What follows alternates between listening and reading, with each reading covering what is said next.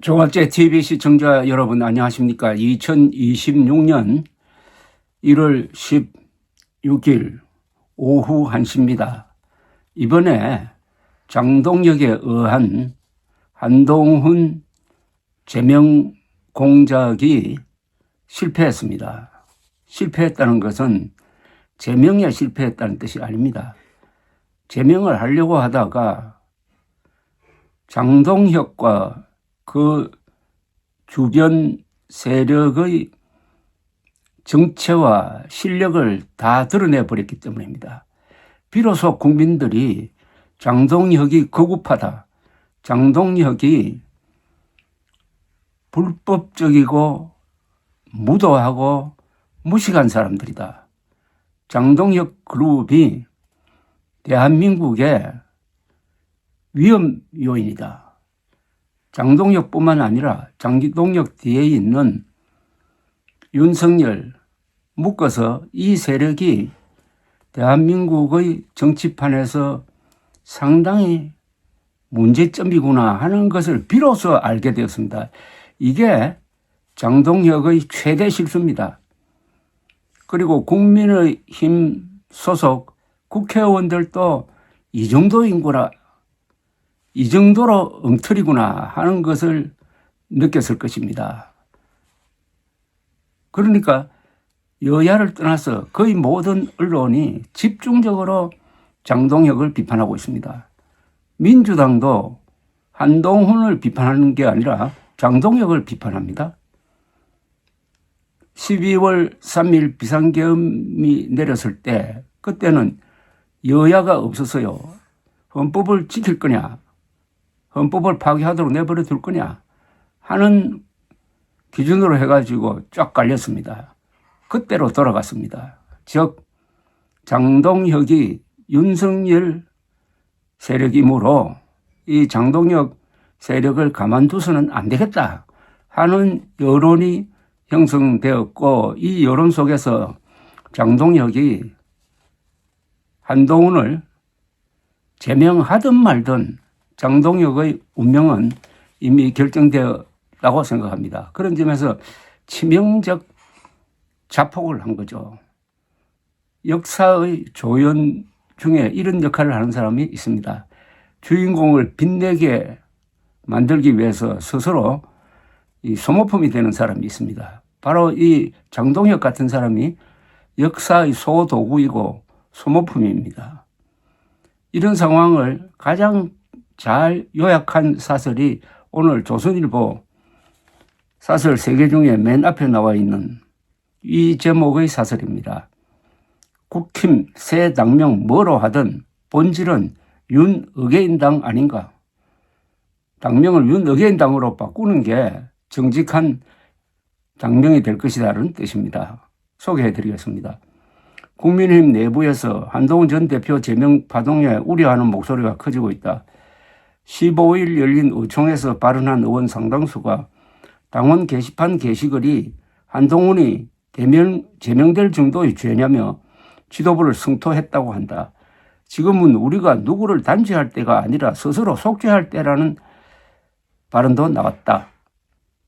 당내 소장파 의원 23명은 당의 통합에 역행한 반헌법적, 반민주적 행태라는 성명을 냈고, 사선 이상 중진 10여 명과 상임 고문들도 장동혁 대표 측에 한 전 대표 제명에 대한 우려를 전달했다.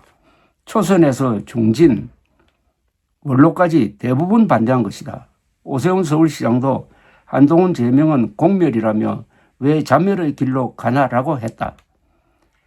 장동혁 대표는 과거 최고위원 시절 그 정도 글도 올릴 수 없다면 익명 게시판을 뭐하러 두는 거냐 며 한 전 대표를 옹호했었다. 아주 아픈 지적입니다. 그러니까 논리상은 한동훈을 제명하기 전에 장동혁은 자기를 먼저 제명해야 된다는 이야기입니다. 그랬던 사람이 태도를 바꿔 한 전 대표를 제명한다고 한다. 논란이 커지자 장 대표는 한 전 대표에게 재심 청구 기회를 주겠다고 했지만 구색용일 뿐이다. 이날 장 대표는 갑자기 단식을 시작했다. 공천, 헌금, 통일교 특검법을 관철한다는 명분에는 동의하는 국민도 많을 것이다. 하지만 왜 지금 민지에 고개를 갸우뚱할 사람들이 더 많을 듯하다. 이미 한동훈 전 대표 제명 파동이 커지자 국면 전환을 위해 단식을 시작한 것이란 분석이 나오고 있다. 과거 황교안 전 대표는 2020년 총선을 앞두고 당내 소장파가 불출마를 요구하자 갑자기 공수처 반대 등을 주장하며 단식을 했었다. 국힘 내에선 장 대표 단식이 그때를 연상시킨다는 이야기도 나온다고 한다. 지금 장 대표는 윤석열 전 대통령 측 사람들에 둘러싸여 있다. 윤 전 대통령 탄핵에 반대했던 인사를 지명직 최고위원회에 앉히고 계엄을 과천 상륙작전이라며 옹호한 최고위원에게 당 소통위원장을 맡겼다. 윤 전 대통령의 연설문 담당 비서관은 당 메시지 실장으로 12월 3일 우리는 깨어났다고 주장한 사람은 미디어 대변인에 기용했다. 한 전 대표를 징계한 당 윤리위원장은 개딸의 이재명 사랑은 김건희 여사에 대한 질투와 연동되어 있다고 주장했던 사람이다. 장 대표가 윤어게인을 주장하는 유튜브들에 포획되어 있다는 이야기도 파다하다. 대표 주변을 보면 당이 국민의힘이 아니라 윤어게인 모임처럼 보인다. 국힘이 새 당명을 공모한다고 한다. 당명을 무엇으로 바꾸든 그 본질은 윤어게인 당일 것이다. 이 본질을 국민이 모를 것으로 생각하면 오산이다.